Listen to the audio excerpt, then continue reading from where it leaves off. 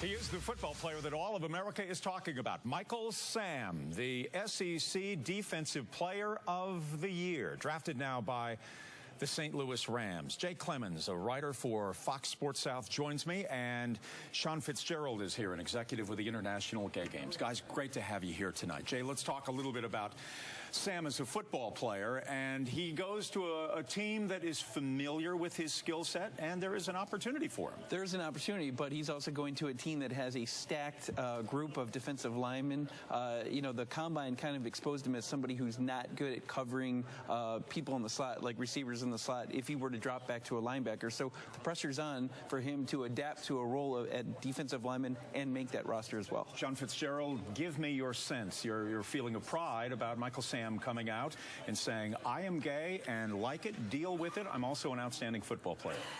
The gay community's been waiting for this opportunity. We knew Michael Sam was going to be drafted. There wasn't really a doubt about that. He's a remarkable player. This was the time, this was the year.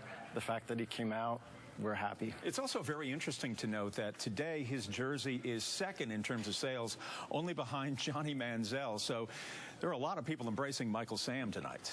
Yeah, the gay community is an untapped market in pro sports. There really isn't much precedent. We have Jason Collins, who came out a few months ago, and his jersey went off the charts. Now we have Michael Sam, same thing's happening again.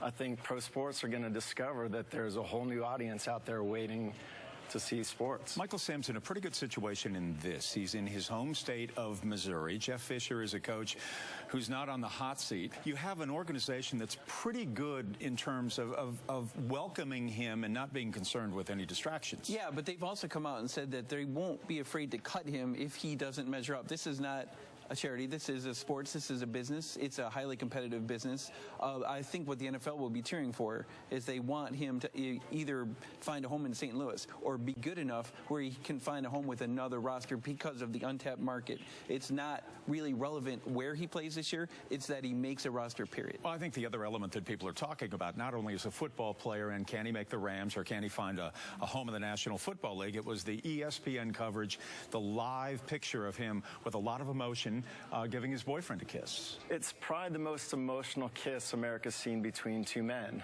They've seen kisses on sitcoms, on television, on shows, but it's been an acting kiss. And this is probably the first time they really saw the raw emotion of a gay man supporting his partner. I think you're going to see a lot of supportive people, but at the same time, you're going to have little things of people just still being uncomfortable with what's going on. And frankly, they have the right to feel that way. And the NFL, I think, is embracing this, and I think everyone will embrace it together as well. Sean Fitzgerald, an executive with the Federation of Gay Games, and Jay Clemens with Fox Sports South as a writer. We appreciate your insight, both of you guys, tonight as we talk and we think about Michael Sam.